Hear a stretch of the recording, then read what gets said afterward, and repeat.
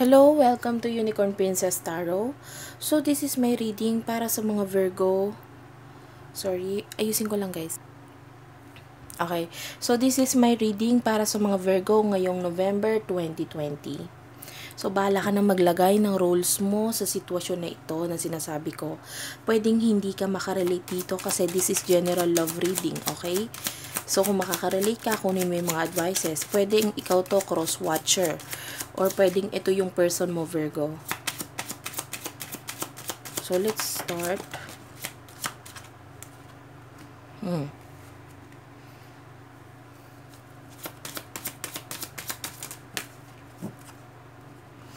Hindi ko ito kukunin. What do we have for Virgo for November 2020, please? Ay, ano ba yun?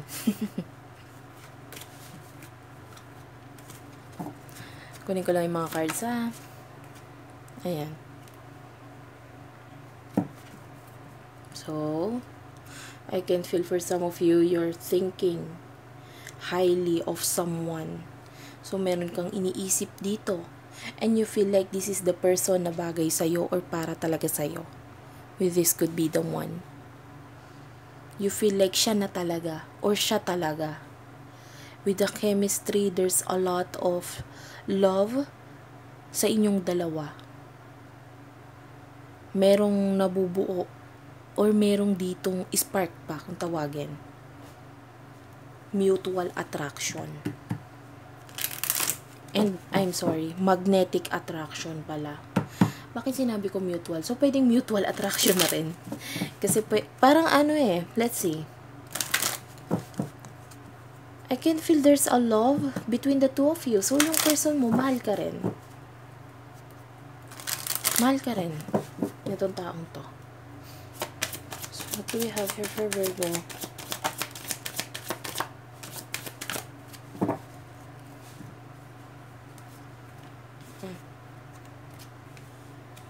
Rest and relaxation is essential. Love is all around you. Focus on love.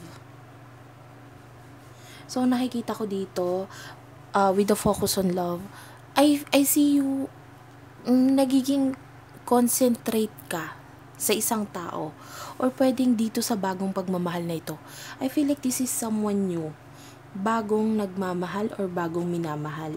And dito ka nakafocus sa kanya. Binibigay mo lahat ng attention mo, ng time mo para dito sa taong to. And with the love is all around you, you feel like you're already complete or may mga bagay na nakumukumpleto sa'yo. Okay? And unti-unti nang nare-realize ng mga taong sa paligid mo kung gaano ka-special or gaano ka-unique. With rest and relaxation is essential. I feel like for some of you, need to take a break. Maaaring masyado mong binibigay yung sarili mo or yung time mo para dun sa mga bagay na hindi naman dapat isipin or hindi naman dapat gawin. For some of you, I feel like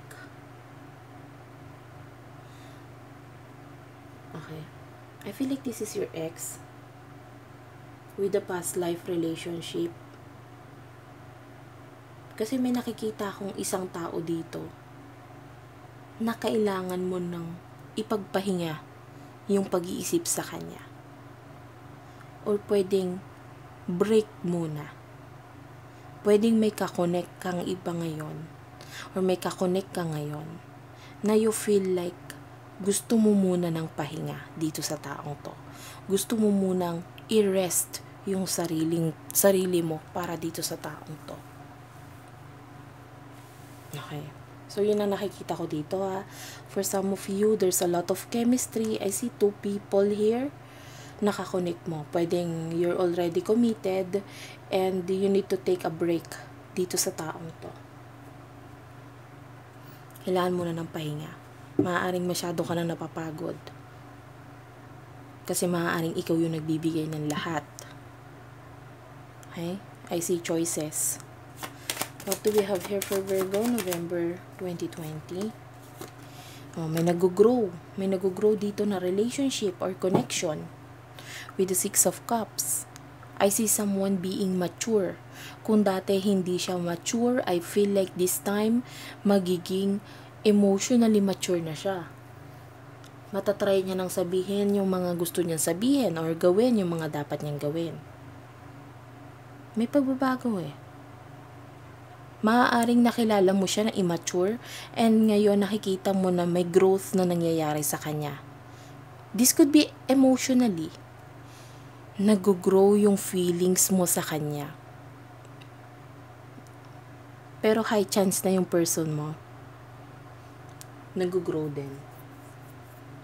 Actually, yung emotion na nararamdaman ko dito, this is your person eh.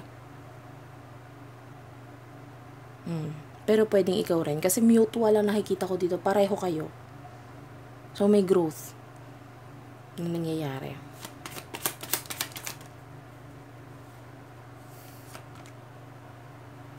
Okay.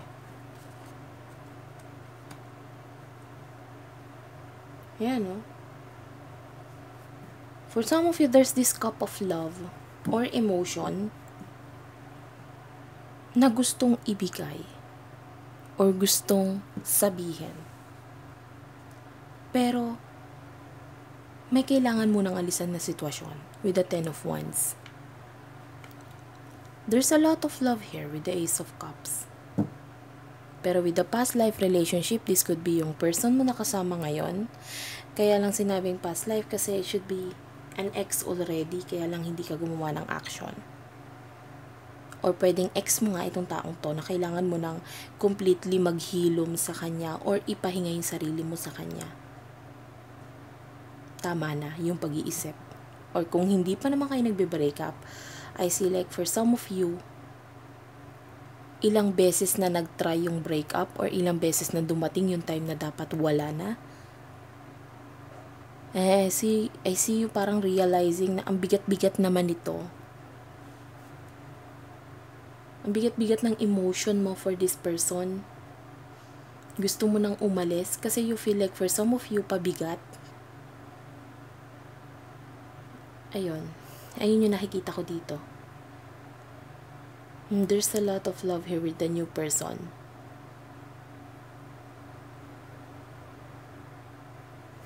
Let's see.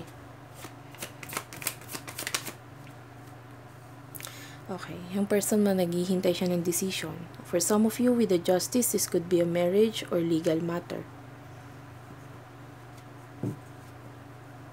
Pwedeng yung new person mo naghihintay ng decision, naghihintay ng something na matapos sa'yo. Alam mo yun sa sarili mo. There's a lot of love here with the both of you.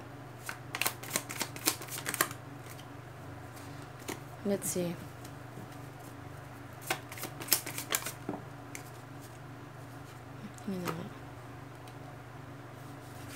Okay.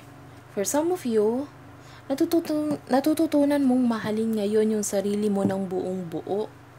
Tanggap mo na yung sarili mo ngayon ng buong buo.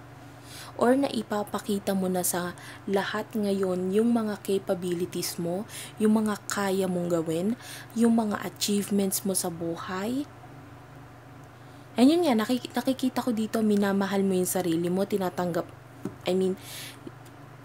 parang ginagawa mo na yung mga maaayos or magagandang choices para sa'yo. With the Tower, I see okay, may matatapos talaga dito. There's a lot of changes na mangyayari. Pwedeng may alisan kang sitwasyon. Pwedeng may matapos na relasyon. Pwedeng yung emotion mo, iwan mo na and maraming pagbabagong mangyayari after that. There's a lot of realization. When it comes to decision, pwedeng alam mo na kung ano yung gusto mo. Kung this is tinitimbang na parang there's choices, alam mo na kung sinong pipiliin mo o anong pipiliin mo. Yun ang nakikita ko dito. Okay? So, let's see. Alam.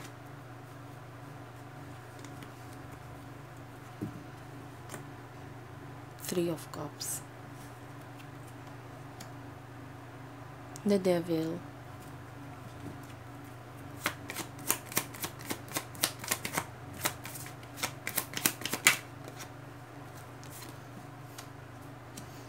Queen of Cups.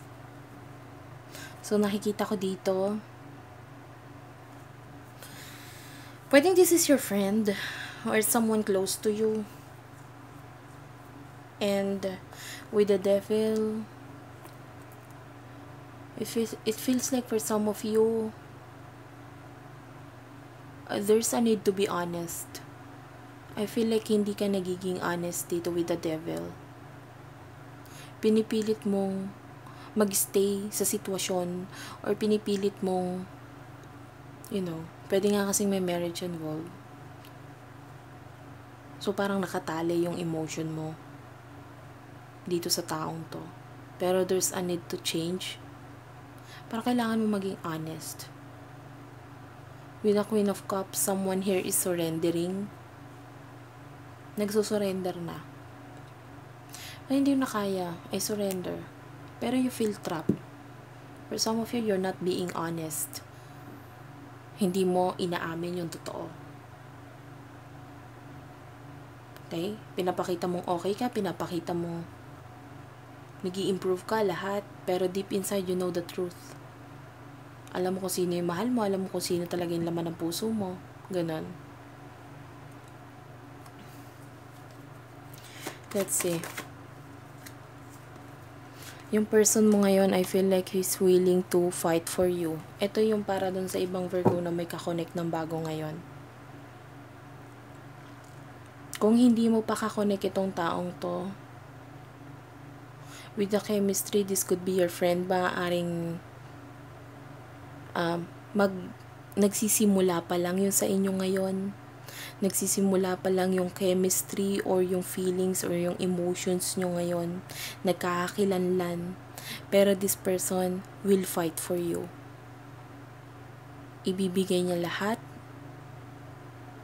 Gagawin niya lahat to have you. Alam niyang challenging ito para sa kanya. Pero willing to fight siya for this. Let's see.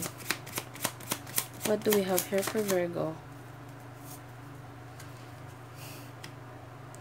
Okay.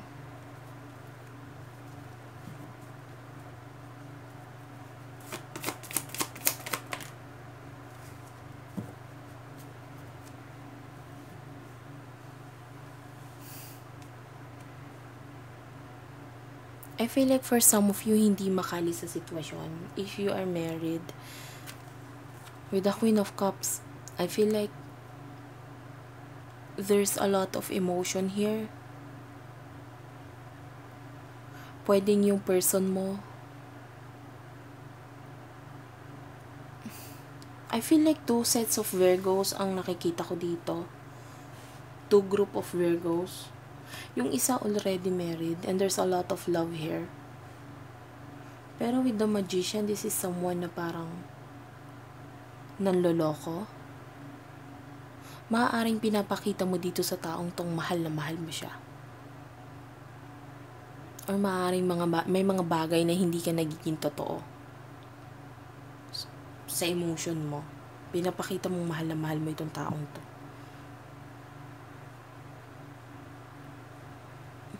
Pwede rin naman totoo para dun sa iba sa inyo. Pero someone here is nanloloko eh. So if this is a marriage, someone here is giving a lot of love, tapos yung isa nanloloko or not. I don't feel good with the Magician. Parang may mga trickery na nangyayari dito. Hindi nagiging totoo sa sarili, ganyan. So let's see. Ace of Wands. No more cards please for Virgo.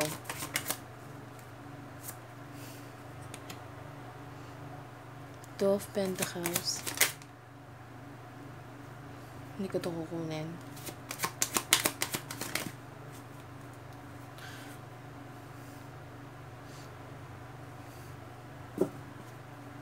Sige na. Okay. Something is ending. Maaaring this time, you are following your heart, your intuition. Kung ano yung mga sinasabi sa'yo ng mga spirit guides mo, I feel like you're highly intuitive. So, alam mo na kung ano yung mga dapat mong alisan at tapusin na sitwasyon. With the Ten of Swords, this is someone na gumagawa na ng action. Medyo mabagal nga lang, medyo matagal yung proseso. Pero with the Ten of Wands and Ten of Swords, you are willing to make an action dito sa pag-alis na to. Aalis ka na sa sitwasyon eh. Parang it's time to rest and relax. For what I can see here.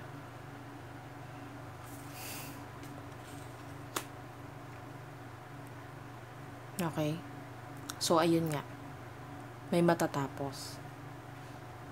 Pwedeng hindi ngayong November mangyari itong katapusan na to. Pero if that is a marriage, I see an ending here. Pwedeng sa iba nangyari na. Pero it's time, this time, makaka-move on ka na completely sa lahat sa sakit.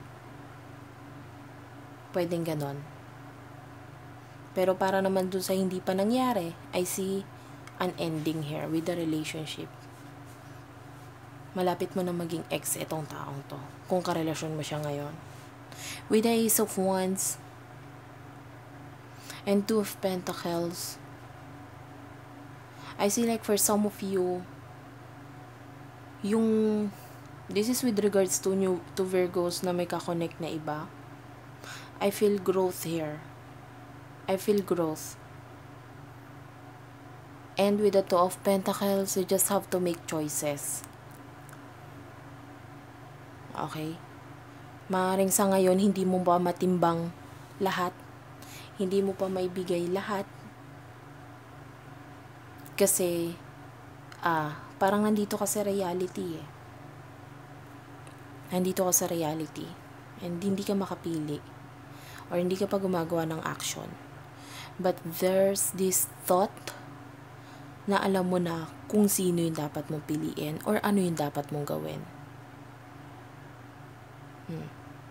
Pwedeng for some of you, pinipili yung sarili nila kung wala namang new person involved dito. Pinipili mo kung ano yung makakapagpabuti para sa'yo.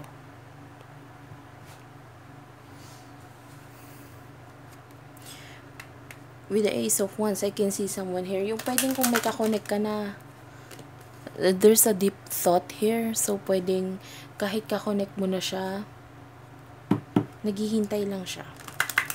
Hindi pa siya gumagawa ng action. Pero willing siyang ipaglaban ka. Willing siyang, ang tawag dito. For some of you, pwedeng, kung hindi ka pa married, parang gusto kanyang, okay? Yung thought niya, ikaw yung gusto niyang pakasalan. No one else but you. Parang ganon. Nakikita niya na ikaw yung wife niya dapat. Wife or husband. So, let's see. What is the advice for Virgo?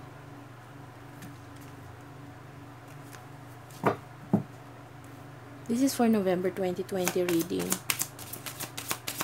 Pero yun nga, sabi ko sa inyo, yung pwede yung iba nangyari na or pwede mangyayari pa lang. See? Have patience. Take chance on love. I feel like this person, willing siya magbigay ng, alam niya may patutunguhan eh. Yung paghihintay niya, kaya he's waiting. Someone here is waiting. Pwedeng ikaw, pwedeng yung person mo. Pero I feel like yung person mo, he's waiting. And you're waiting as well. Binibigyan nyo ng chance ito. Yung naudlot. Bakit sinabi ko naudlot? There's spiritual connection, no? Pwedeng this is your soulmate, okay? There's a connection here. Na kahit ilang taon or ilang lifetime pa yung dumating. Lifetime, ha? Kahit ilang buhay pa ang mangyari, iba yung connection yung dalawa. Kaya this person is willing to wait for you kasi there's a kakaibang feeling na naramdaman niya para sa'yo. Ayoko magbigay ng false hope para dun sa iba, ha? Para kasi dun sa iba, I see here, have patience. So, maghintay ka lang. Kasi baka mamaya,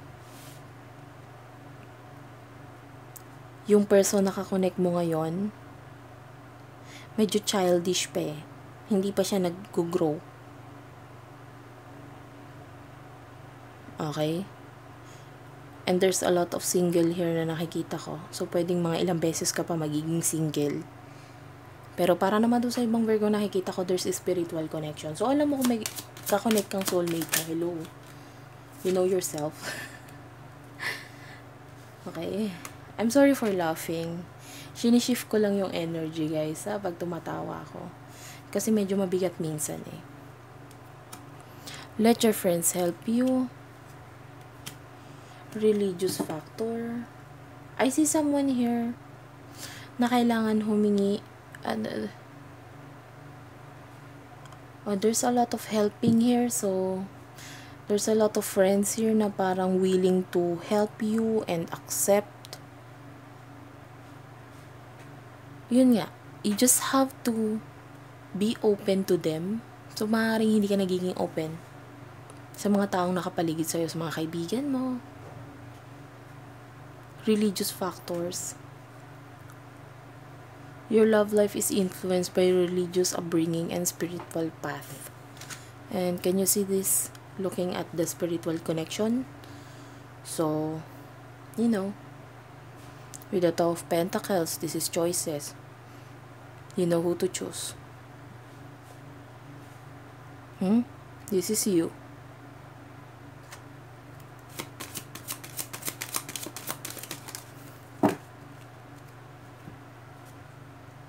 Keep an open mind. Your soulmate may differ from your usual type and expectation. So this could be your soulmate. Yung someone who is thinking of you a lot. Pero you just have to make choices. So, ayun lang. Thank you for watching, guys. I hope naka-resonate kayo. Please do like and subscribe to our channel, Unicorn Princess Tarot. At saka meron nga pala kaming isa pang channel, ha, Virgo Philippines. Yung almost daily horoscope, ginagawa ko doon para sa mga Virgo. Okay? So, watch nyo din ako doon dahil baka nandun yung, kung hindi kayo naka-resonate dito, baka maaaring doon mag-resonate kayo. So, thank you again. Goodbye.